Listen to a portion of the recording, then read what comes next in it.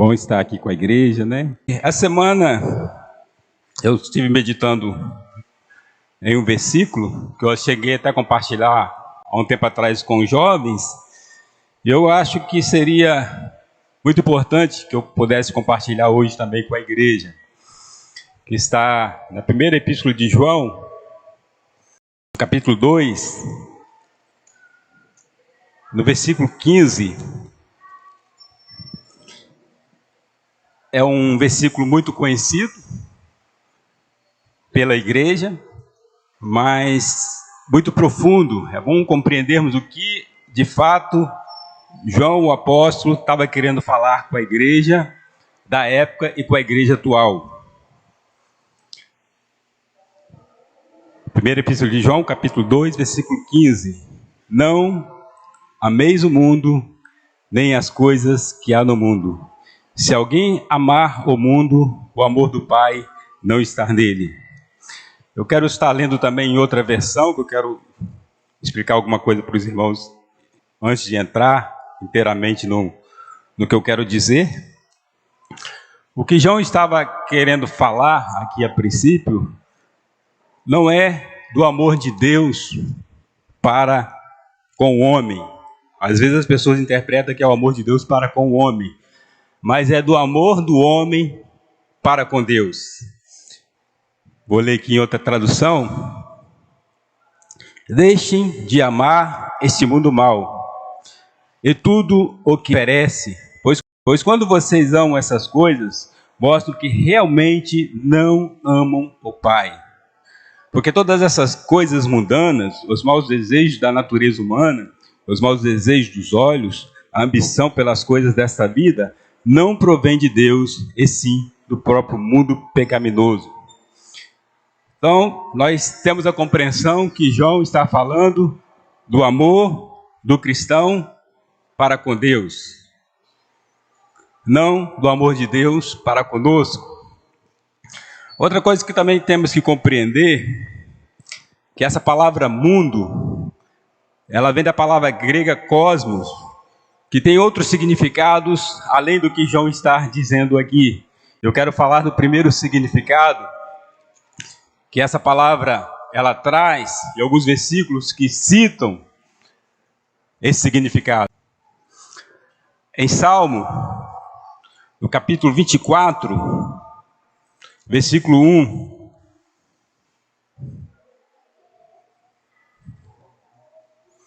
diz assim: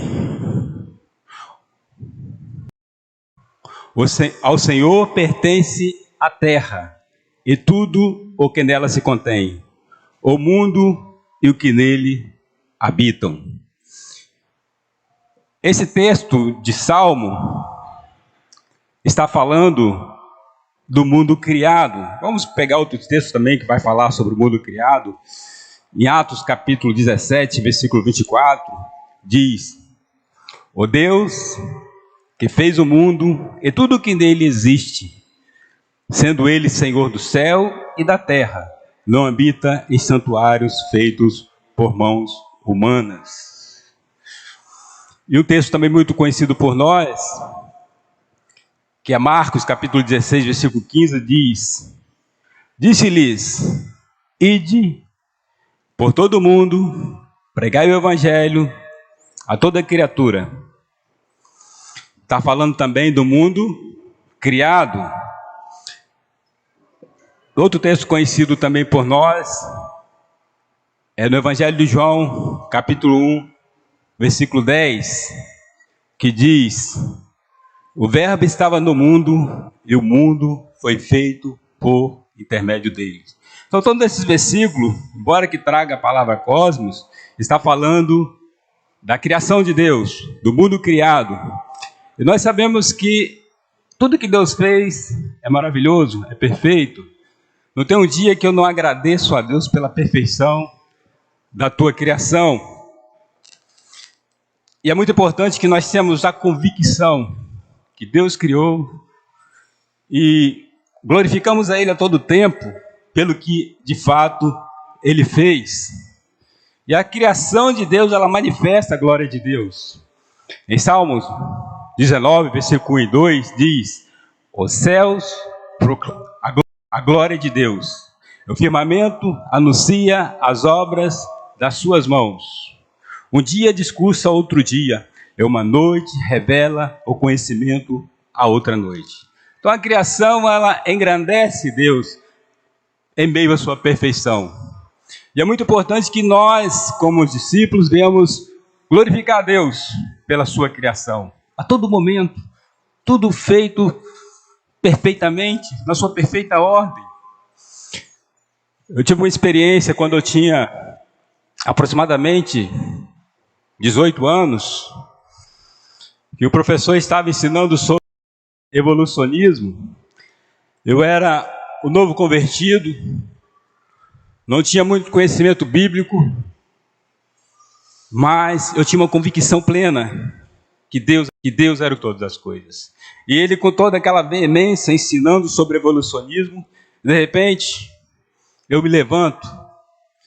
Só que quando eu me levanto para falar, eu não me acuei, embora que estava ali presente outros cristãos com mais experiência do que eu, com mais conhecimento da palavra do que eu, e se calavam, recebendo toda aquela instrução daquele professor.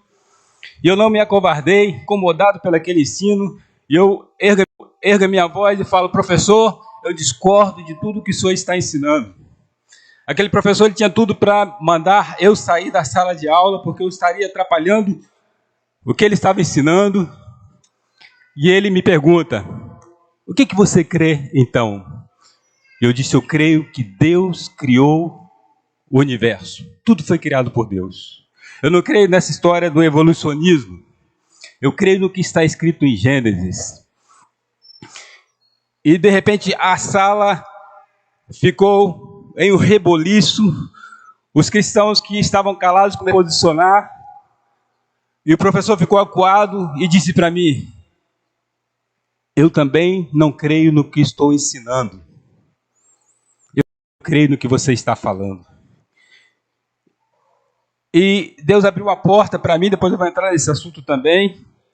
Deus abriu uma porta para mim, eu pude pregar o evangelho para a sala de aula e pude estar de sala em sala compartilhando acerca do embora fosse um novo convertido. Essa convicção nós temos que ter de um Deus Criador e temos que honrar Ele pelo que Ele fez.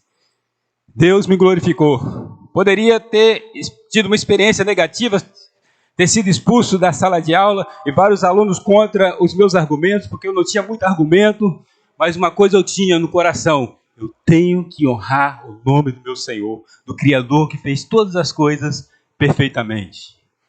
Assim tem que ser nosso coração. Nós sabemos que Deus fez toda essa maravilha, toda essa criação, para que venhamos desfrutar dela.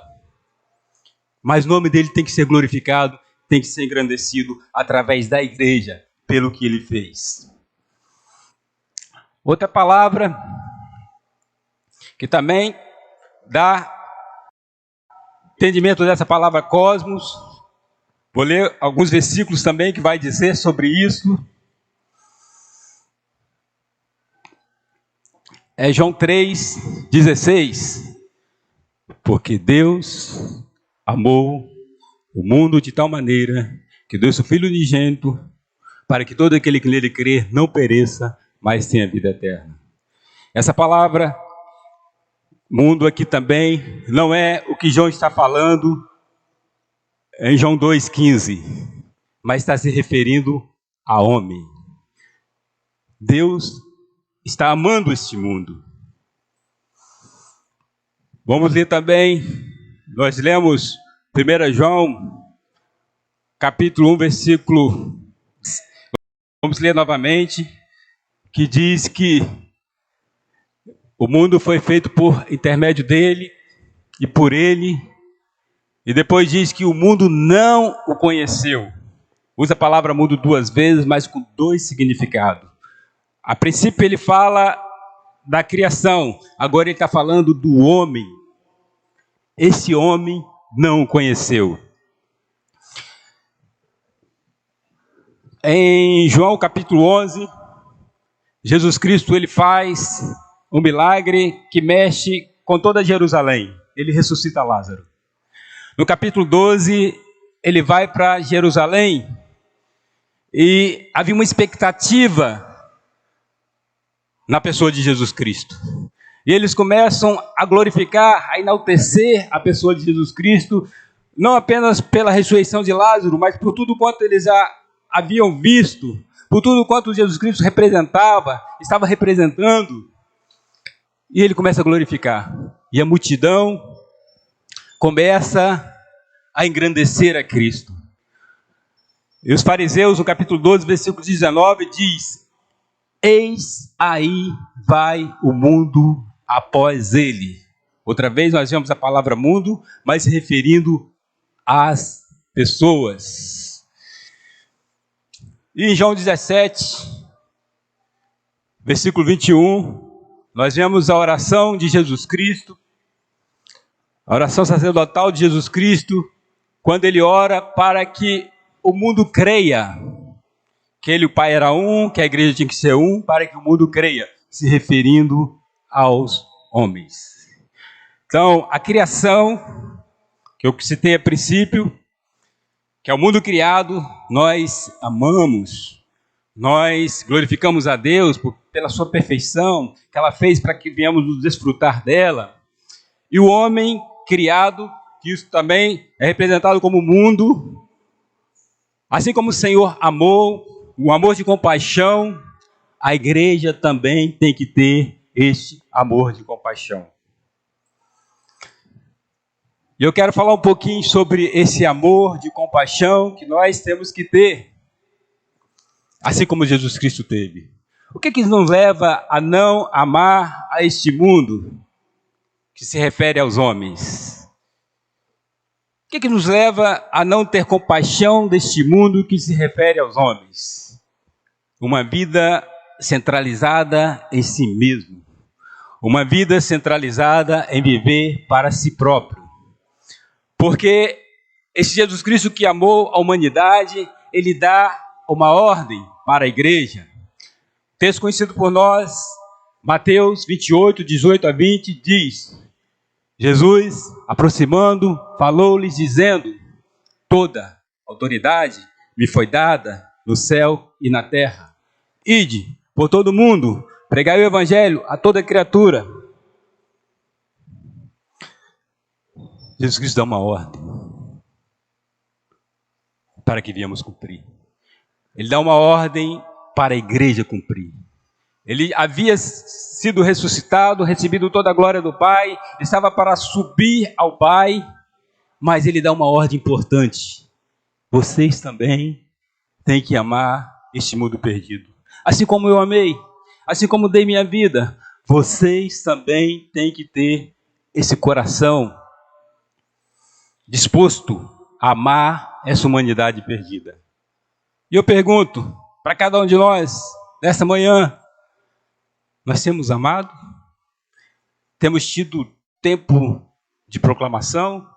Eu sei que Carlos Elias, Alcimar e alguns irmãos têm tido essa carga, é algo que é natural na vida deles, mas a igreja em geral tem tido esse coração de amor para com as almas, ou tem amado a si próprio, pensado em seus próprios interesses? Provérbios capítulo 11, versículo 30 diz que quem ganha a alma é sábio. Por que é sábio? Porque está no centro da vontade de Deus. O Senhor deixou uma ordem, e os discípulos compreenderam isto, e os apóstolos compreenderam isto, a ponto de Pedro escrever em 1 Pedro 2,9, vós sois raça eleita, sacerdócio real, nação santa, povo de propriedade exclusiva de Deus, a fim de proclamar as virtudes daquele que vos chamou das trevas para a sua maravilhosa luz. E costumamos dizer, teoricamente, que o sacerdote é aquele que, quando está só, ele está orando a Deus.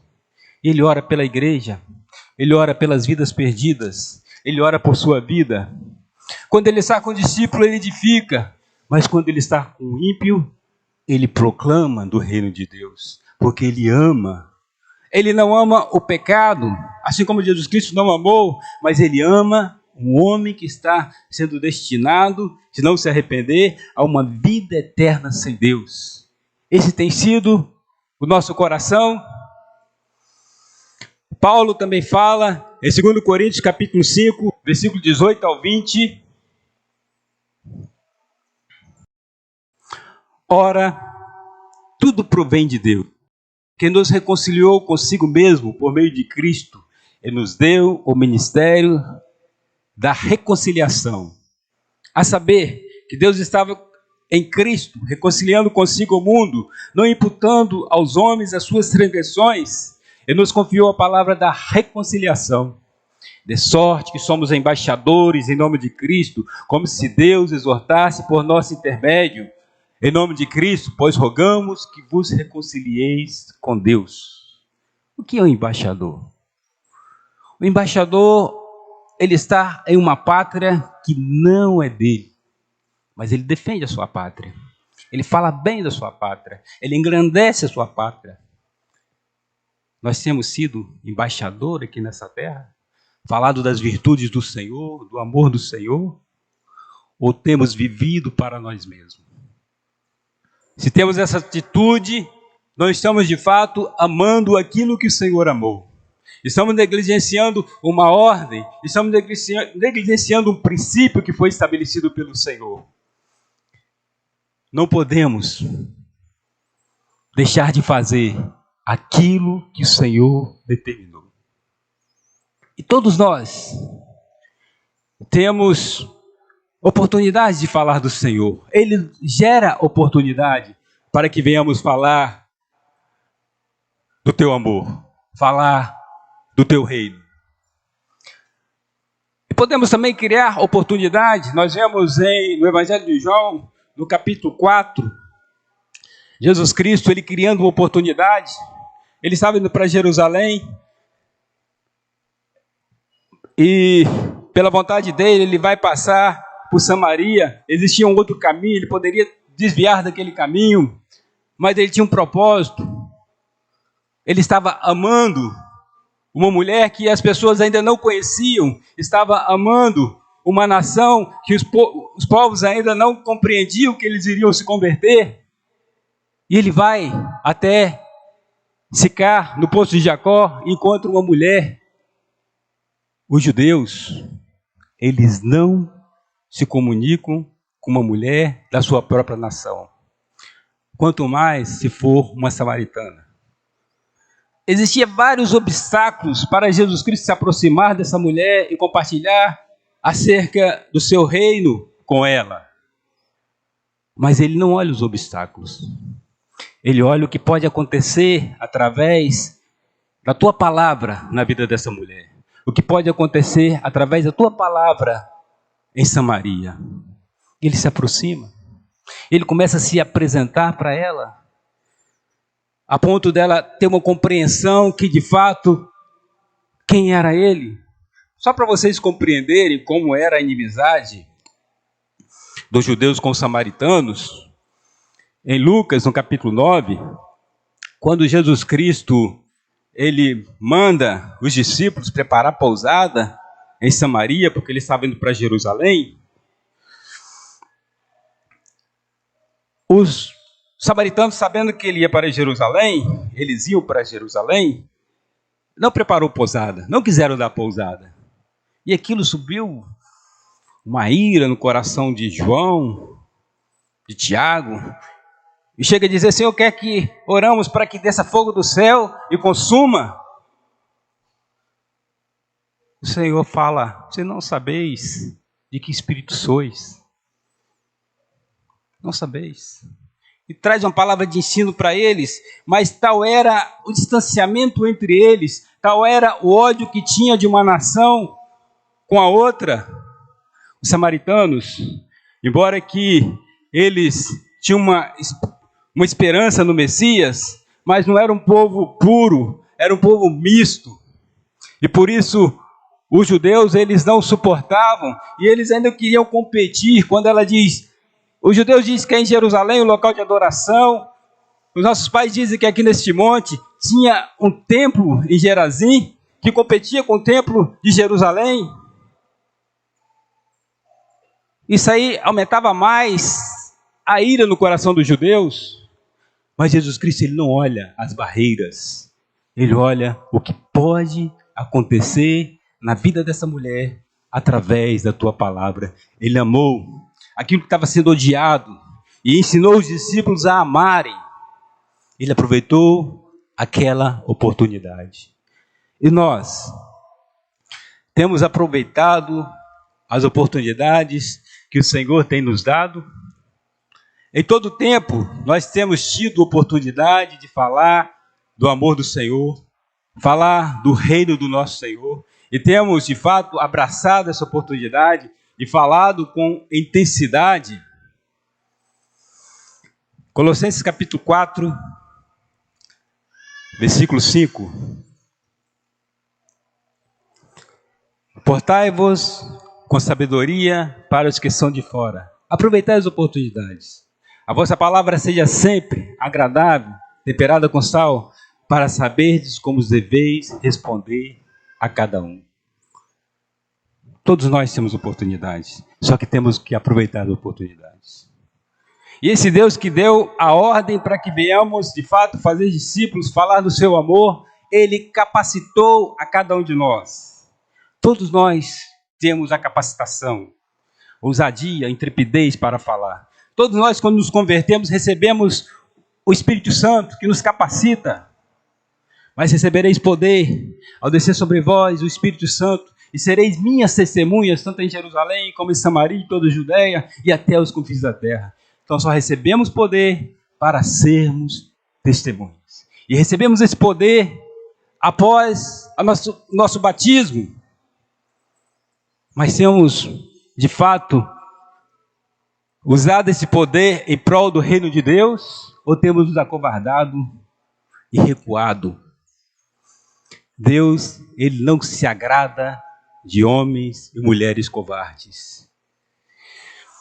Em Mateus capítulo 25, versículo 14 em diante, fala da parábola dos talentos. A um o Senhor deu 5, a outro deu 2 e a outro 1. Então, todos nós recebemos essa capacitação, todos nós temos esse talento. Só que entre esses 3 que receberam o talento, teve um que escondeu o talento. O que é esconder o talento? É se acovardar, é querer viver deste mundo como não se estivesse vivendo no reino de Deus, é viver para si próprio.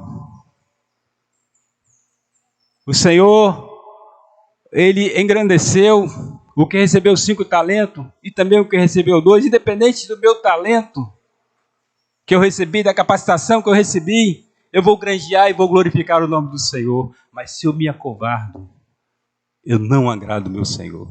Por isso, eu quero estar animando os irmãos, em nome de Jesus Cristo, a amar as vidas perdidas.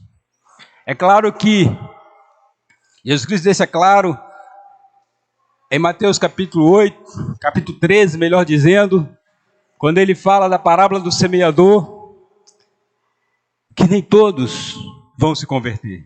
Nós vamos lançar a mesma semente, a semente do reino. Uma vai cair na estrada, outra vai cair entre as pedras, outra vai cair entre os espinhos, outra em boa terra. Nosso desejo é que todas caiam em boa terra, mas não sabemos qual semente vai dar o fruto ou qual não vai dar, mas cabe a cada um de nós sermos semeadores, onde quer que venhamos estar. O seu ambiente de trabalho está ali para ser um semeador. Não só de lábios, mas sua vida tem que impactar, tem que mudar vidas. No ambiente de escola, no ambiente de família, nós temos que impactar vidas com nossas palavras, com nossos atos, com a nossa vida de entrega. Isso tem sido um fato na vida de cada um de nós, é algo que cada um de nós temos que refletir. O Senhor tem sido glorificado porque nós temos amado a Ele, a Tua palavra, e amado aquilo que Ele amou. Volto a dizer, não o pecado, mas o mundo que está entregue a uma eternidade sem Deus. Eu quero desafiar os irmãos a ter essa vida. Temos tido experiências extraordinárias esses últimos meses lá em Pontal das Garças, tem levado o jovem para proclamar. Eles podem mesmo testificar isso, como Deus tem abrido a porta da proclamação, né, e vidas têm abrido as casas para ouvir, e tem sido um tempo diferente. Temos visto que é o momento de proclamação ali naquele bairro. O mês anterior fomos num bairro, outro bairro, e quando estavam proclamando o evangelho, todos os grupos tiveram uma experiência negativa e chegaram cabisbaixo. Não, o pessoal fechou a porta, não quis ouvir. Aí eu dei uma palavra de ânimo para eles nesse sentido. E mudamos de bairro e de repente vimos que o Senhor nos conduziu para aquele bairro para que proclamasse o evangelho ali. Mas a proclamação não se limita apenas quando eu, Carlos Elias ou Alcimar levamos os grupos para proclamar, mas a nossa vida diária, porque nós amamos o Senhor e amamos a Tua palavra. Aproveitemos a oportunidade. Falamos do amor do Senhor. Amamos aquilo que o Senhor amou. Então nós vemos que a palavra mundo, quando se refere aos homens, nós temos que amar. Quando se refere à criação, nós temos que amar. Mas entrando aqui agora no texto de 1 João, ele fala algo diferente para nós não amarmos.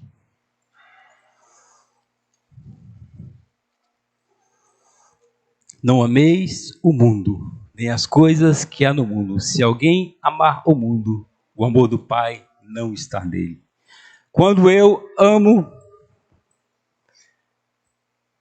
este mundo,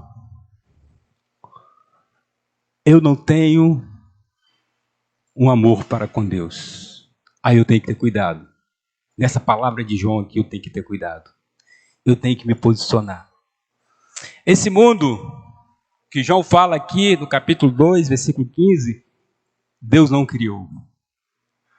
Deus criou o universo, Deus criou o homem, embora que se perdeu, mas ele amou. A maior prova disso foi ele ter enviado Jesus Cristo para resgatar o homem do seu pecado. Agora, esse mundo de 1 João capítulo 2, versículo 15, ele não criou.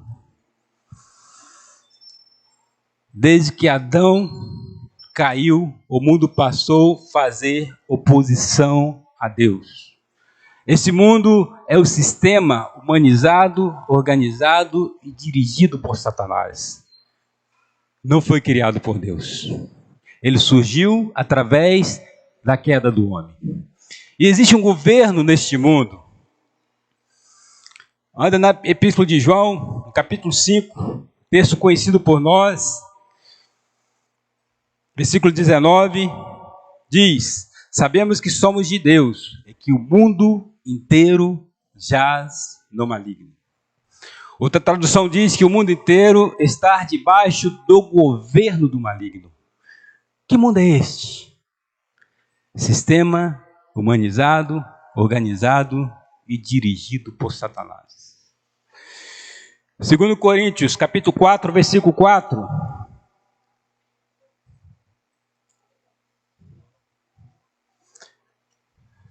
Que diz que Satanás ele cegou o entendimento das pessoas, os quais os deuses deste mundo cegou o entendimento dos incrédulos, para que lhes não resplandeça a luz do evangelho da glória de Cristo, o qual é a imagem de Deus. Então o Deus desse século cegou o entendimento. Então ele tem trabalhado com toda eficácia para que as pessoas de fato não compreendam acerca do reino de Deus. E ele tem trabalhado com toda a força. E nós temos que estar atentos a isto. Nós temos que nos posicionar de fato contra este mundo, contra este sistema. E qual o meio que Satanás tem usado para influenciar as pessoas nesse sistema. Escolas, governos, cultura. Tem sido um instrumento dele para que as pessoas de fato possam perder o foco, deixar de honrar o Senhor, deixar de agradar a Ele e abraçar este mundo. Me preocupo com os pais que têm filhos na escola. Alcimar costuma dizer que temos uma geração fraca. De fato temos. Os pais lançam os filhos na escola e não tem uma carga por eles, não tem uma preocupação por eles, não acompanha de perto. Eu lembro que quando o Tiago e o Lucas eram pequenos, cresceram, né? Agora estão bem grandes. A Dani também.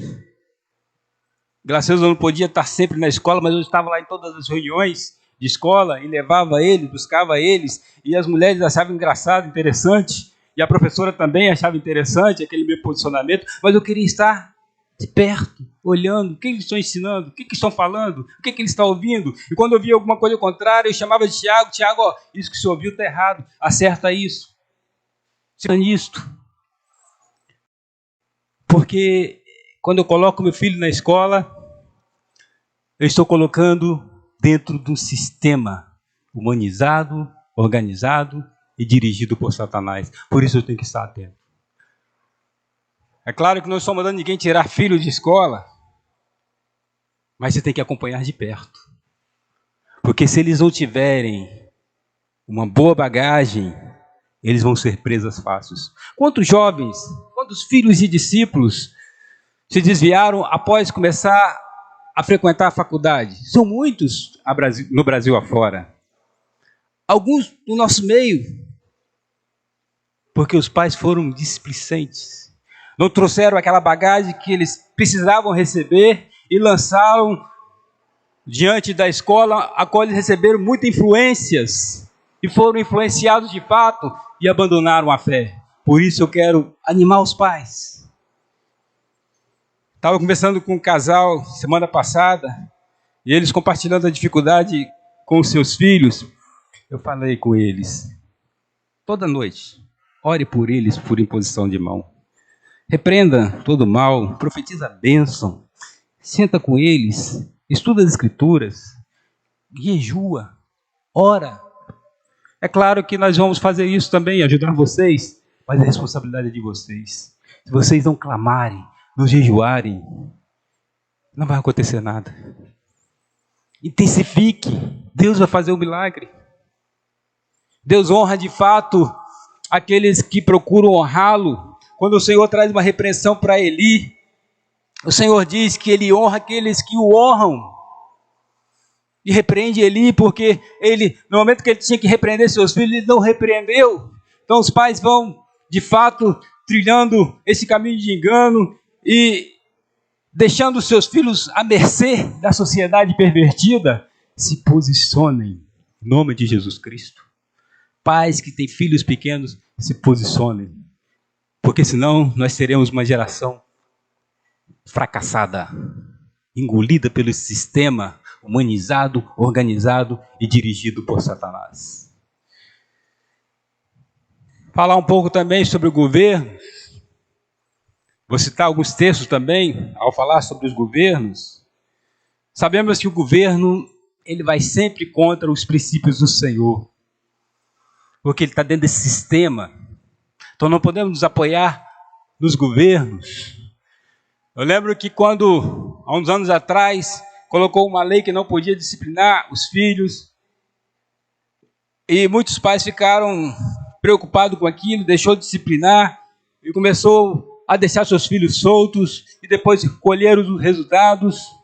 Eu continuei disciplinando meus filhos, trazendo para perto do Senhor, a ponto de até alguns parentes próximos falar que iria me processar, mas eu continuei, porque eu queria honrar, agradar o meu Senhor. Eu queria plantar certo, para que pudesse colher certo. Toda plantação tem a colheita. Se você plantar certo, você vai colher certo. Não falo isso, amados, com o intuito de vanglória, porque toda glória, toda honra é para o Senhor, mas falo isso com temor e tremor, usando os princípios que o Senhor estabeleceu.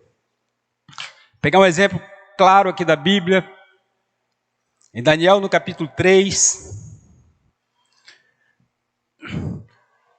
Nabucodonosor, um rei perverso, faz uma imagem de aproximadamente 27 metros, 2,70 metros de largura, e dá uma ordem para que todos os homens se prostrassem diante daquela imagem. E muitos se prostraram diante da imagem. Porém, Ananias, Misael e Azarias, eles se posicionaram. É interessante eu ler o que eles falaram com Nabucodonosor, que é muito forte o que eles falaram. Eles se posicionaram. E o rei Nabucodonosor, quando vê a atitude daqueles homens, ele dá uma outra oportunidade para eles, quando eles são acusados, e toca os instrumentos novamente, mas eles não se prostram. Eles falam uma palavra muito forte para Nabucodonosor. Versículo 16 do capítulo 3 de Daniel. Responderam Sadraque, Mesaque e Abednego ao rei: ó Nabucodonosor, quanto a isto, não necessitamos de te responder. Se o nosso Deus, a quem servimos, quer livrar-nos, ele nos livrará da fornalha de fogo ardente das suas mãos, ó rei. Se não, fique sabendo, ó rei, que não serviremos aos teus deuses, nem adoraremos a imagem de ouro que tu levantastes. Homens determinados. Eles foram levados cativos como escravos, mas estavam tendo privilégio. Mas eles não deram valor ao privilégio, porque eles amavam a Deus. Não amaram a si próprio, não amaram a glória que estavam recebendo, comparando aos outros judeus, mas amaram o Senhor. Nabucodonosor ficou muito irado. Mandou acender a fornalha 7 vezes mais. Eles não sabiam que ia ser livre. Eles não sabiam que iam receber o milagre de Deus naquele exato momento. Mas uma coisa eles sabiam: eles iam glorificar a Deus. Temos glorificado a Deus diante de governos pervertidos que têm mudado leis, querendo enfraquecer o cristianismo, querendo enfraquecer famílias, querendo destruir famílias. Temos nos posicionado. Esse posicionamento mostra o quanto amamos a Deus. Quero animar os irmãos a ter uma vida de posicionamento. Não pensar em si próprio, mas pensar a cada dia em querer honrar, engrandecer o nosso Deus. Nesse tempo, Ananias, Misael e Azarias eram jovens. Mas vou pegar um outro exemplo. Está em Daniel, no capítulo 6. Nabucodonosor já não estava mais no comando, já não era mais imperador. Agora Dário era o rei. E pela virtude de Daniel, pelo posicionamento dele firme, de querer honrar e agradar o Senhor, sempre fazer o melhor, ele tinha admiração de Dário. Mas os outros governantes odiavam Daniel, porque ele se destacava. Ele fazia o melhor, porque ele fazia para o Senhor. E começaram a procurar alguma coisa para acusar Daniel, para botar ele numa enrascada, mas não achavam nada, porque ele era íntegro. Ele amava o Senhor. Daniel estava com 80 anos de idade. Uma vida a qual os homens não puderam acusá-lo. Ele foi muito novo para a Babilônia, mas intenso em honrar o Senhor, agradar o Senhor, fugir da aparência do mal. E com 80 anos permaneceu com aquela veemência, com aquela disposição, com aquela coragem. E os homens disseram, não tem como acusar Daniel, vamos arrumar um jeito de pegar ele através da sua fé, porque eles não vão negar, eles sabiam disto. E botaram um decreto e pediram para que o rei assinasse o decreto, que não fizesse de uma petição a Deus nenhum, a não ser ao rei.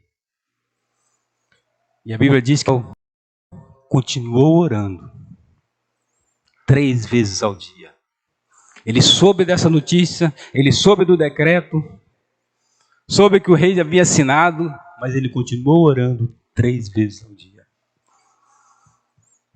Não temendo ser lançado na cova dos leões, mas temendo pecar contra o Senhor, temendo desonrar o Senhor, porque ele amava o Senhor. Ele não sabia que o Senhor ia livrá-lo, ia enviar um anjo a tapar a boca dos leões, mas uma coisa ele sabia, ele tinha que glorificar o nome do Senhor. Temos nos posicionado diante desse governo pervertido, jovens, casais, os mais velhos. Algumas pessoas começam bem, e chega um certo tempo da sua trajetória, elas começam a recuar, começam a se acovardar. Deus não se agrada de covardes. Deus, ele deseja que cada um de nós venhamos ser homens posicionados. Não podemos amar esse sistema humanizado, organizado e dirigido por Satanás. Temos que nos posicionar. Os apóstolos, eles escrevem sobre submeter as autoridades. Nós vemos Pedro escrevendo, vemos Paulo escrevendo sobre submeter as autoridades. Porém, quando as autoridades tentam infringir um princípio que Deus estabeleceu, eles se posicionaram. Nós vemos em Atos capítulo 4 e no capítulo 5 também, quando eles são perseguidos, e em Atos capítulo 5 eles são presos, e quando são soltos, as autoridades chamam e começam a repreendê-los, porque eles estavam descumprindo uma ordem que eles haviam dado. E no capítulo 5, versículo 29, Pedro fala, importa obedecer a Deus do que aos homens. Assim tem que ser nosso coração. A partir do momento que colocam normas e leis que vai contra os princípios do Senhor, temos que nos posicionar, temos que defender nossas famílias, nossos filhos, nossas casas, temos que defender a igreja, temos que ser posicionados. Não temeram a morte, não temeram ser excluídos diante daquela sociedade, não temeram serem humilhados, mas temeram pecar contra Deus, porque queriam honrar a Deus. Esse tem sido o coração de cada um de nós diante desse governo corrompido. Temos nos posicionado ou temos nos acovardado? Deus, ele quer contar com homens corajosos. O outro ponto que eu quero colocar, falei de escolas, governos, vou falar também de cultura, que é uma coisa ligada à outra. A cultura tem entrado no meio das famílias, através das mídias. A cultura tem entrado no meio das casas e as pessoas têm achado normal. Vou pegar outro exemplo de Daniel, agora no capítulo 1, versículo 1 em diante.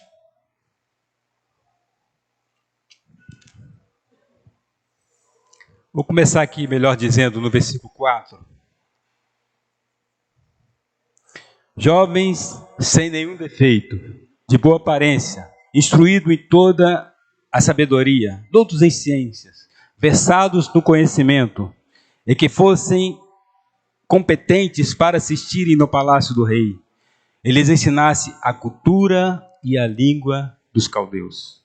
Determinou-lhes o rei a ração diária das finas iguarias da mesa real e do vinho que ele bebia, e que assim fossem mantidos por 3 anos, ao cabo dos quais assistiriam diante do rei. Entre eles se achavam, dos filhos de Judá, Daniel, Ananias, Misael e Azarias. Versículo 8. resolveu Daniel firmemente não se contaminar com as finas iguarias do rei. Então, no versículo 4, nós vemos que eles queriam implantar toda a cultura da Babilônia na mente desses jovens. Eles tinham que ser adequados à Babilônia. Afinal de contas, eles estavam recebendo uma posição diferenciada dos demais judeus. Eles estavam assistindo no palácio, mas isso não encheu os olhos de Daniel, de Ananias, de Misael e Azarias. Porque ele sabia, se eles fossem aderir àquela cultura, eles estariam desonrando a Deus. Eles amavam a Deus. Eles não amavam o sistema. Eles não amavam o mundo. Por que temos deixado a cultura entrar em nossos lares? E a cultura, ela entra sorrateiramente através das músicas. Um exemplo claro. Músicas que desonram o Senhor têm entrado nos lares e as pessoas, para defender, diz: isso é cultura. Não foi Deus que colocou. Pertence à Babilônia. Pertence ao Egito. Não foi Deus que determinou. Uma coisinha que eu deixo penetrar, que eu deixo entrar, vai contaminar. Não tem jeito. E o fruto vem. E eu me desespero. E falo, por que está acontecendo isso? Jovens que são apaixonados por celulares. Tem jovens que são apaixonados por celulares. Que desejam ardentemente no seu coração uma cultura mundana. Porque eles desejam para que possam usufruir dessa cultura mundanista. Para que possam se apoderar mais das coisas que desonram e desagradam ao Senhor. É claro que todos nós aqui temos celular, não estou falando contra, mas estou falando do coração, da dependência, do desejo de ter, porque o inimigo ele vai procurando meios para nos cegar.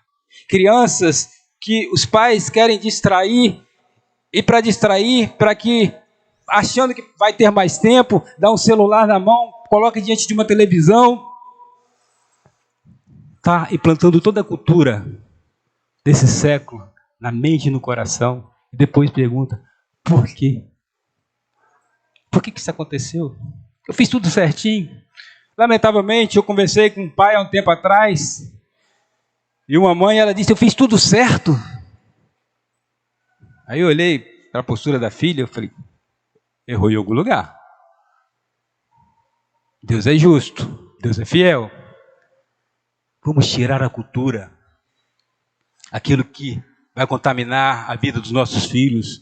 Vamos nos posicionar em nome de Jesus Cristo. 1 Pedro 1,14.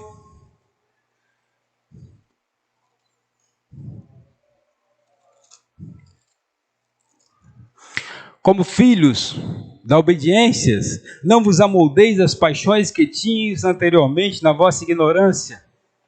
Pelo contrário, segundo é santo aquele que vos chamou, tornai-vos santos também vós mesmos, em todo o vosso procedimento. Eu não tenho que amoldar as paixões que eu tinha outrora. Eu não tenho que fazer com que meus filhos venham se amoldar às paixões que tinham outrora. Mas eu tenho que santificar. E santificação é separação. É uma postura de querer honrar e agradar a Deus.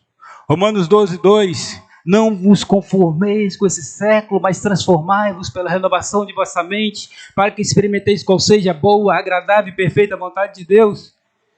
Se eu entro em conformidade com esse século, com essa cultura, com esse governo, eu não vou saber a vontade de Deus. Eu vou estar fora da vontade de Deus. Paulo, quando falou isso, Pedro, quando falou isso, não tinha o que temos. Não tínhamos todas essas coisas que nos levam mais a estar próximo desse sistema humanizado, organizado e dirigido por Satanás. Mas existia uma preocupação muito grande, e a preocupação hoje é maior. Que você tem dado o seu filho? Que você, jovem, tem se alimentado? É uma atitude como Daniel? É uma atitude como Ananias, Misael e Azarias? Tem deixado penetrar aquilo que desonra e agrada o Senhor? Tiago 4:4. Capítulo 4, versículo 4. Infiéis, não compreendeis que a amizade do mundo é inimiga de Deus? Aquele, pois, que quiser ser amigo do mundo, constitui-se inimigo de Deus. Ou supondes que em vão afirma a Escritura, é com ciúmes que por nós anseia o Espírito que nele fez habitar em nós? Quem quiser ser amigo do mundo, quem quiser abraçar esse sistema humanizado, organizado e dirigido por Satanás, está se declarando inimigo de Deus. Nós temos uma habitação santa dentro de nós. O Espírito Santo de Deus habita dentro de nós. Ele tem que ser glorificado, ele tem que ser honrado, e é através do nosso posicionamento. Volto a dizer, jovem, isso é um fato em suas vidas. Casais, isso é um fato em suas vidas. Os mais idosos, tem sido um fato em vossas vidas. Tem se posicionado como um inimigo deste mundo, desse sistema humanizado, dirigido e organizado por Satanás? Ou tenho dito, não tem nada a ver? Isso não vai mudar nada. Muitos dizem assim, isso não muda nada. São pequenas coisas que vão entrando, que vai destruir o lar, que vai destruir uma vida diante de Deus. E a partir do momento que eu tenho esse posicionamento, eu sou mal visto diante dessa sociedade, porque eu não ando na direção dela, eu ando na contramão dela. O próprio Jesus Cristo diz no Evangelho de João, capítulo 15, versículo 18 e 19...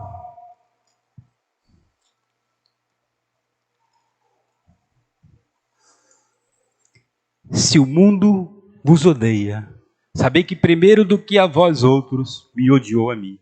Se vós fosseis do mundo, o mundo amaria o que era seu.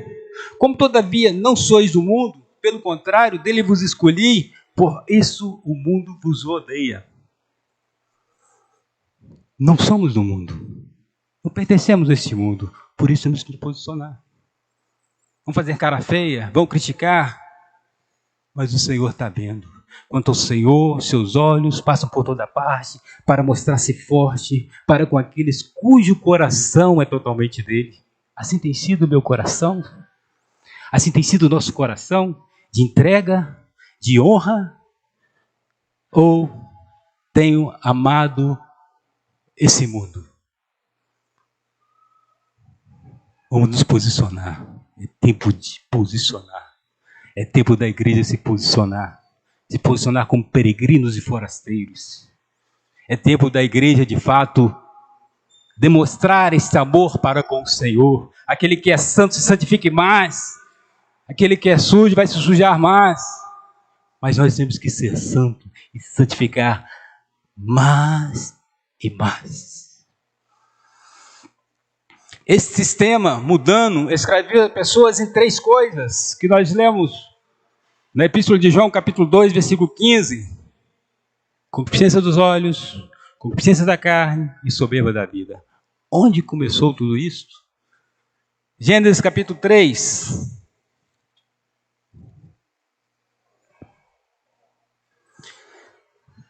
Versículo 6. Vendo a mulher que a árvore era boa para se comer, concupiscência da carne, agradável aos olhos, concupiscência dos olhos, árvore desejável para dar entendimento, soberba da vida. Teve o início lá no Éden. Escravizou o homem lá no Éden. E o inimigo tem usado dessa arma porque as pessoas têm dado brecha. Elas têm dado brecha, têm se entregado às tentações. Tiago 1, 13.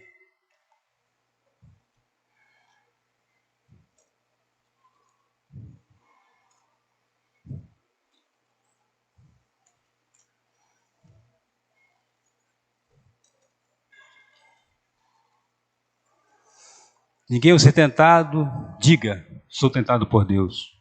Porque Deus a ninguém tenta. Porque Deus não pode ser tentado pelo mal, e Ele mesmo a ninguém tenta. Ao contrário, cada um é tentado pela sua própria cobiça, quando esta o atrai e seduz. Então a cobiça, depois de haver concebido, dá à luz o pecado, uma vez consumado, gera a morte. Então é um desejo que está dentro do homem. O inimigo tem usado desta arma para fazermos se aproximar mais e mais deste mundo, para fazermos desonrar o Senhor, desagradar o Senhor. E Paulo, quando enxerga isso dentro da igreja, ele se assusta. E ele dá uma palavra de advertência. Em 2 Coríntios capítulo 11, versículo 3, muito conhecido por nós. Mas receio que assim como a serpente enganou a Eva com a sua astúcia, assim também seja corrompida a vossa mente e se aparte da simplicidade e pureza devida a Cristo. Do mesmo jeito que a serpente enganou a Eva, através da concupiscência da carne, concupiscência dos olhos, soberba da vida, assim também vocês possam perder a simplicidade. O que é essa simplicidade? A simplicidade é quando eles focavam em uma coisa só: honrar o Senhor, servir o Senhor. Mas a partir do momento que mudaram o foco, se inclinaram para as concupiscências, eles perderam a simplicidade. E por perder a simplicidade, eles perdem também a pureza. Quantos têm perdido a simplicidade e perdido a pureza no meio da igreja? Porque tem trilhado esse caminho da concupiscência, esse caminho de amor ao sistema humanizado, organizado e dirigido por Satanás. É essencial que venhamos nos posicionar. Concupiscência da carne são os maus desejos da natureza humana. A carne é a falta de domínio. Todos os pecados, eles vêm disso, da concupiscência da carne, concupiscência dos olhos, soberba da vida. Por isso que é muito bom cada um de nós nos posicionarmos, termos essa compreensão e nos dominarmos para honrar, glorificar e enaltecer o nome do Senhor. Nós temos acesso à palavra. Nós temos acesso à igreja. Nós temos acesso ao Senhor. Principalmente nós aqui no Brasil. A Bíblia cita um homem chamado José. Em Gênesis capítulo 37, ele é vendido pelos seus irmãos. Ele não tinha Bíblia junto com ele. Ele não tinha um irmão para que ele pudesse compartilhar. O pai dele estava distante. No capítulo 39, José, ele é vendido para Potifar. Ele é humilhado como escravo, mas não deixou de honrar o Senhor. Tudo aquilo que o pai, pais, eu digo para vocês, tudo aquilo que Jacó ensinou a José estava no coração dele. Ele temia ao Deus de Israel, porque Jacó foi intenso na formação de José. Naquele exato momento, naquela escola a qual ele se encontrava, ali na casa de Potifar, ele não tinha Bíblia, mas ele tinha palavra no coração dele. Ele não tinha um pai que orava por ele, porque para o pai dele ele havia falecido. Mas ele tinha algo importante que foi cravado no seu coração. E ele se posiciona. Como escravo, ele foi o melhor. É claro que, naquele exato momento, ele tinha algumas amarguras, algumas tristezas no coração, porque seus irmãos haviam traído, ele não havia compreendido ainda o que Deus ia fazer através da vida dele, mas mesmo assim ele quis honrar o Senhor, a ponto de Potifar o exaltar como escravo, colocar ele como mordomo, porque ele era diferenciado. Só que acontece na vida de todos nós. Às vezes está tudo bem porque estamos honrando o Senhor e de repente vem algo que acontece para nos derrubar. A mulher de Potifar começa a admirar pela sua capacidade, pelo seu porte, pela sua beleza e começa a desejá-lo. E ele fala para aquela mulher: eu não posso pecar contra Deus. Essa mulher não conhecia Deus. Para ela, ele estava falando besteira. Ela não conhecia Deus. Mas ele havia recebido o ensino do seu pai, da sua mãe, para honrar a Deus. E ele é preso. Ele é humilhado mais uma vez por querer honrar o Senhor. Esse jovem amou o Senhor. Esse é o amor que eu tenho demonstrado para com o meu Deus? Esse é o amor que nós temos demonstrado para com o nosso Deus?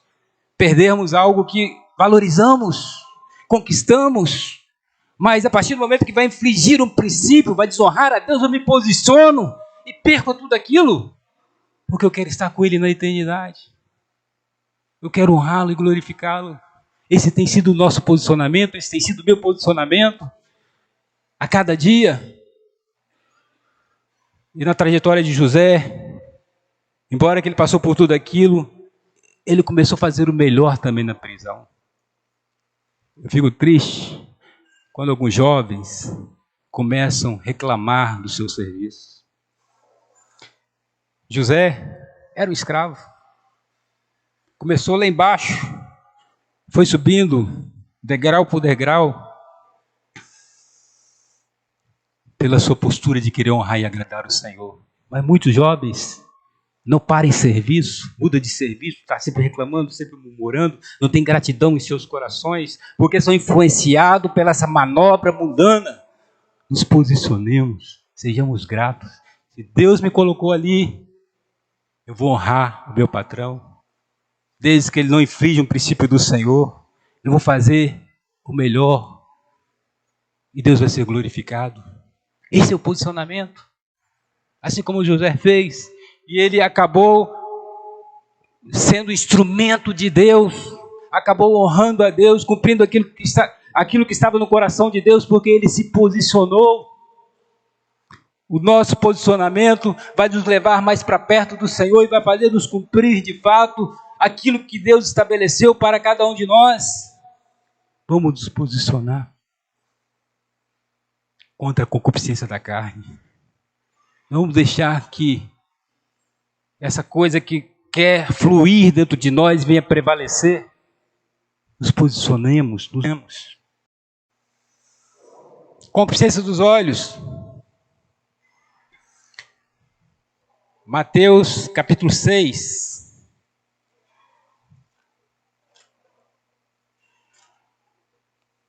Versículo 22. São os olhos a lâmpada do corpo. Se os teus olhos forem bons, todo o teu corpo será luminoso. Se, porém, os teus olhos forem maus, todo o teu corpo estará em trevas. Portanto, caso a luz que em ti há sejam trevas, grandes trevas serão. O que eu tenho olhado tem me levado mais para perto do Senhor? Ou tem me distanciado dele e tem feito me apegar cada vez mais a este mundo? Jesus Cristo chega a dizer que se teu olho te faz pecar, arranca-o. Eu nunca vi um homem, ou um jovem, ou um velho sem olho porque o olho fez pecar. Tal é a seriedade do que estamos olhando.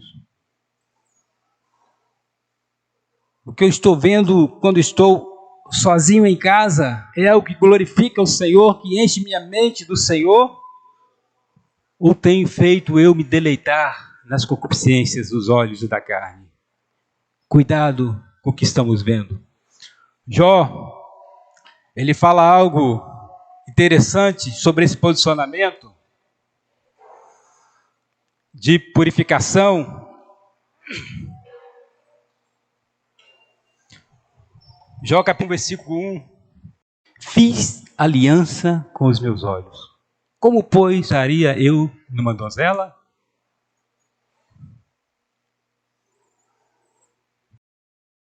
Podemos dizer, fiz aliança com os meus olhos. Como, pois, eu vou fixar meus olhos na rede social? Os programas que desonram e desagradam ao Senhor? Como que eu vou ter prazer? Jó, ele pode ter tido alguns pontos que desonraram e desagradaram o Senhor, e o Senhor o tratou, mas ele era um homem íntegro, desviava do mal. Então isso que ele fala aqui no 31, versículo 1, é algo fato, é algo real. Isso tem sido algo fato e real em nossas vidas? Ou temos deixado de se levar pelas concupiscências dos olhos e se afastado do Senhor e deixado esse mundo entrar em nossas vidas, em minha vida? Nos posicionemos. Paulo, em 2 Timóteo, capítulo 2, versículo 22, ele demonstra a preocupação que ele tinha e ele dá uma direção. Foge, outro sim, das paixões da mocidade. Segue a justiça, a fé, o amor e a paz, com os que de coração puro invocam o Senhor. Foge. Desvia os teus olhos dessas coisas. Foge. Foge dessas coisas. Pais, ajuda os seus filhos a fugir dessas coisas. Claro, seus filhos são mais novos, que não sabem se conduzir. Conduza eles mais para perto do Senhor. Traga a presença de Cristo para os seus lares. Em nome de Jesus. E o Senhor vai ser glorificado. Temos que ter cuidado com o que nós vemos. Em 2 Samuel, capítulo 11, nós vemos uma história triste na vida de Davi. Davi é o homem segundo o coração de Deus, porque era um homem quebrantado, que se arrependia. Davi, ele é um exemplo para a nação de Israel, a ponto de, quando um rei era justo, eles comparavam com Davi. Havia uma expectativa na vida de Davi, mas ele cometeu um erro por causa da concupiscência dos olhos. Diz o texto que todos os reis estavam se preparando para a guerra, porém Davi estava em sua casa, desatento.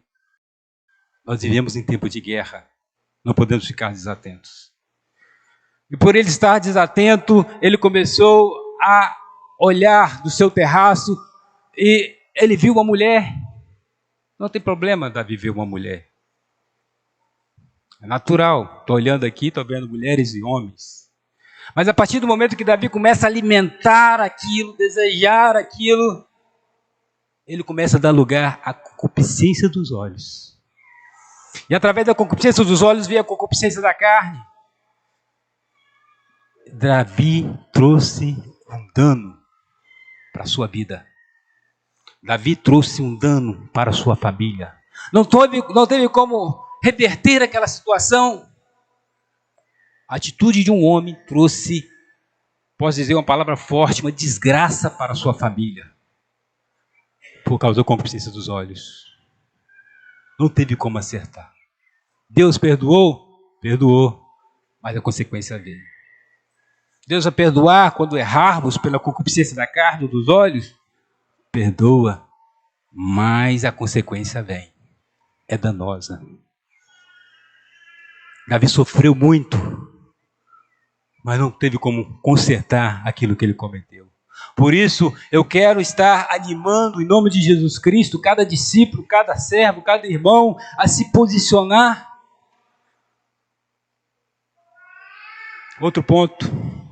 Falei da concupiscência da carne, concupiscência dos olhos. Agora eu vou falar da soberba da vida. Isso é gravíssimo.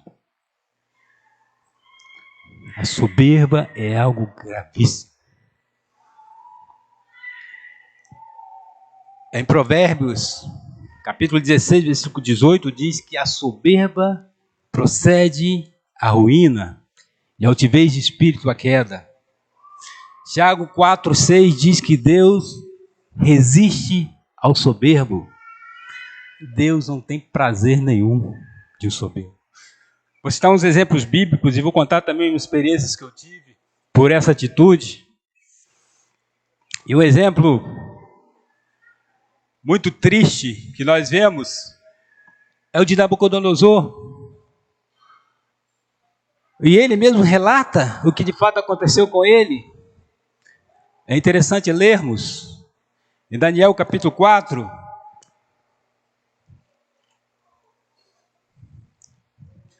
Nabucodonosor, ele foi um rei mau, perverso.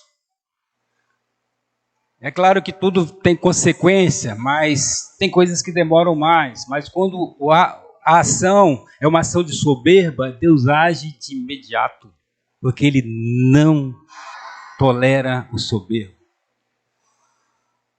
4:28, falou Nabucodonosor e disse, bendito seja, capítulo 4,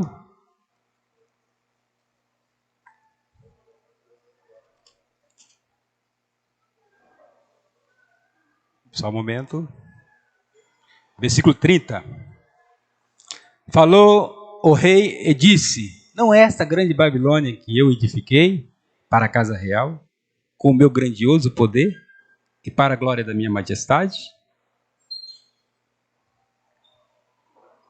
Falava ainda o rei quando desceu uma voz do céu, a ti se diz, ó rei Nabucodonosor, já passou de ti o reino.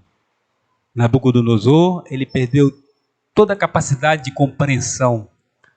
Ficou pensando como um animal, comendo como um animal, ficou humilhado durante 7 anos. E passando esses 7 anos, o Senhor dá novamente, por misericórdia, compreensão a ele. E ele diz no versículo 37, agora, pois, eu, Nabucodonosor, louvo, exalto e glorifico ao Rei do céu, porque todas as suas obras são verdadeiras e os seus caminhos justos, e pode humilhar aos que andam na soberba. Deus, ele não tolera o soberbo. Ele abate o soberbo. Outro exemplo que eu quero citar é do Novo Testamento, em Atos capítulo 12, nós vemos Herodes perseguindo com toda raiva, com toda fúria a igreja, manda matar Tiago a espada, prende Pedro, persegue a igreja. E parece que Deus não está fazendo nada. Mas quando ele vai diante de uma multidão e começa a trazer uma palavra, e o povo começa a clamar, é voz de Deus e não de homem. E ele toma aquela glória para si. Lucas fala que ele morre comido de bichos. Flávio José, historiador da época, diz que ele recebeu aquela enfermidade naquele exato momento. Porém, ele ficou 5 dias em agonia, sofrendo, por causa da soberba. Deus não tem prazer no homem soberbo. Vou contar uma experiência minha. Eu, há uns anos atrás, tinha cabelo na época, eu trabalhava de bicicleta, e aquilo me encheu o coração. E eu pensei, melhor dizendo, não tinha ninguém do meu lado, né? Eu pensei, eu sou muito bom de andar de bicicleta. Para ser soberbo não precisa ser imperador, não precisa ser rico, podemos ser no que temos. E eu tranquilão andando naquela soberba, de repente apareceu um carro do nada, eu não sei de onde saiu aquele carro. E eu voei do outro lado do carro. Eu não orei para que Deus me curasse, mas eu entendi naquele momento que Deus estava tratando o meu coração, e eu comecei a glorificar a Deus. Eu não quebrei nada, só o carro. Acabei com o carro. Mas o meu orgulho foi quebrado. Eu glorifiquei a Deus. O carro também. Eu glorifiquei a Deus. Eu aprendi ali. Não precisa ser grande, ter grandes coisas para ser soberbo. Nós somos soberbos com pequenas coisas. É uma atitude do coração, é o que está no coração. Não podemos aceitar. Agora eu vou contar outra história. Antes de eu me converter, Deus já estava tratando isso no meu coração. Algumas pessoas não vão nem acreditar, mas quando eu estudava, era a 7ª série, eu acho. Eu era muito bom em matemática naquele período, bom mesmo. A ponto que minha carteira, na época fala carteira, não sei nem como é que fala hoje, estava repleto de pessoas para que eu ensinasse matemática, e eu ensinava mesmo com todo entusiasmo, que aquilo enchia meu ego. E o professor, uma vez, para ajudar mais o meu ego, crescer um pouquinho, inflar, ela disse assim: tem 2 alunos nessa escola, uma escola grande, com muitos alunos, que são fera em matemática, são exemplos em matemática. E um deles é Antônio Cláudio. Aquilo foi o máximo para mim. Fiquei cheião. Se tivesse alguém com um alfinete ali, eu estourava. Foi o máximo para mim. E passou uns dias, ela deu uma prova muito difícil, e eu comecei a ensinar as pessoas, que elas começaram a me procurar, me ajuda, eu vou tirar 0 nessa prova, me ajuda. Eu comecei a ensinar e ajudar. E, surpreendentemente, a maioria das pessoas que eu ensinei tirou a nota excelente. E o Senhor fechou o meu entendimento. Eu não consegui enxergar a prova. Eu achei que eu tinha tirado uma nota máxima. E os alunos que eu ajudei começaram a se alegrar. Tá vendo, Cláudio, ele quis, me ajudou, tirei nota tal. Que maravilha, que maravilha. Só estou esperando a minha agora, né? Aí quando chegou a minha, 2. Caramba, que arraso. E para ajudar, a professora chega com um alfinetezinho. O que aconteceu com você, Cláudio? O que aconteceu? Todos que você ensinou, tirou nota máxima e você tira esse 2. Nem eu entendo. Eu fui frustrado para minha casa, angustiado, porque eu não compreendi aquilo. Mas eu já estava tratando algo que estava no meu coração. Hoje eu compreendo que era o amor de Deus, o cuidado de Deus. É nas pequenas coisas que vamos deixando esse mal entrar em nossos corações. Como nós temos nos posicionados? Certa vez eu chamei um certo discípulo, que não está mais conosco, e eu disse: discípulo tal vai te acompanhar. Ele disse para mim: me perdoe, eu não quero esse discípulo. Eu quero que você cuide de mim. Por que isso, gente? Soberba. O discípulo que eu estava orientando, que cuidasse dele, era um cara joia, um exemplo entre os jovens. O jovem rendido. E o cara tem essa postura. Isso é orgulho. Quantas pessoas, por orgulho, têm dificuldade de serem conduzidas e serem tocadas? E acham que estão bem diante de Deus? Efésios 5:21.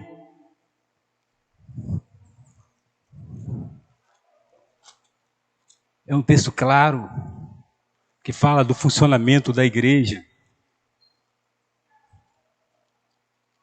Sujeitai-vos uns aos outros no temor de Cristo. Claro. A quem que eu vou me sujeitar? Ao jovem, ao mais novo, ao mais velho. Porque é discípulo, ama o Senhor, teme o Senhor. Mas muitos não querem se sujeitar. Escolhe seus próprios discipuladores. Escolhe seus próprios grupos caseiros. Porque não querem se sujeitar, não querem ser conduzidos. Isso é orgulho. Não precisa ter grandes coisas. Nós temos que fugir do orgulho. Quantas pessoas têm dificuldade de pedir conselho porque querem trilhar seus próprios caminhos, e muitas das vezes, quando vai pedir conselhos, escolhe as pessoas que vão fazer aquilo que está de acordo com elas. Isso é orgulho. Salomão teve um filho chamado Roboão, que herdou o seu trono. Roboão, ele procurou os mais velhos para pedir conselhos, e eles deram um conselho correto para Roboão. Mas ele quis se aventurar e procurar conselho naquelas pessoas desmioladas igual ele, e que deu um conselho contrário dos mais velhos, e que trouxe a divisão de Israel. É claro que sabemos que Deus tinha um plano, um propósito nisto, mas a atitude de Roboão é uma atitude egocêntrica, de orgulho. A atitude de orgulho vai nos levar à decadência. Sejamos simples. Aprendei de mim que sou manso e humilde de coração e achareis descanso para as vossas almas. A simplicidade é uma característica da vida de Cristo em nós. Mas a soberba é uma característica maligna em nós. Não podemos aceitar. Sejamos simples. Em tudo que vamos fazer. Vamos fazer planos. Primeiro, vamos orar ao Senhor, pedir a Ele a sua direção. Outra, vamos procurar homens que amam o Senhor, maduros, para que possam nos conduzir, nos ajudar. Esse é um coração grato ao Senhor, que honra o Senhor. Não podemos julgar a concupiscência da carne, a concupiscência dos olhos e soberba da vida. Temos que nos posicionar. O que temos que fazer então para se posicionar? Gálatas capítulo 6, versículo 14. Mas longe esteja de mim gloriar-me senão na cruz do nosso Senhor Jesus, pela qual o mundo está crucificado para mim e eu para o mundo. Tem que estar crucificado. Essa velha natureza, a concupiscência da carne, a concupiscência dos olhos, soberba da vida, não tem que manifestar, embora que está querendo se manifestar, eu tenho que crucificá-la. E para crucificar, eu tenho que tomar a cruz todos os dias. Lucas 9, 23. Negar a si mesmo e tomar a cruz todos os dias. Porque essa natureza, ela quer prevalecer.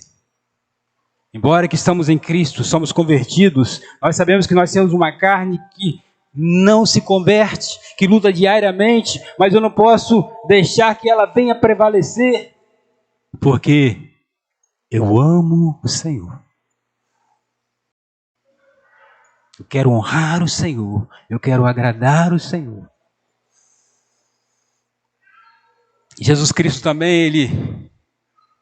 Em Mateus capítulo 4, nós vemos que Jesus Cristo também ele é tentado na concupiscência da carne, na concupiscência dos olhos e na soberba da vida. E ele usa a palavra. Ele mortifica a natureza humana. E em João capítulo 16, versículo 33, eu venci o mundo. Porque ele mortificou a carne. Mortificou a natureza humana. Não deixou que o mundo viesse prevalecer. Uma atitude de Senhor. Nós também podemos vencer esse mundo. Em nome de Jesus. Eu não sei como tem sido a trajetória de cada um aqui. Eu não sei como tem sido a vida de entrega de cada um. Mas se tem algo no mundo que tem atrapalhado o seu crescimento, o seu desenvolvimento espiritual, o nome de Jesus Cristo seja crucificado. E que brote ardentemente em cada coração um amor sincero pelo Senhor, para glorificar-se e engrandecer o teu santo nome. Amém?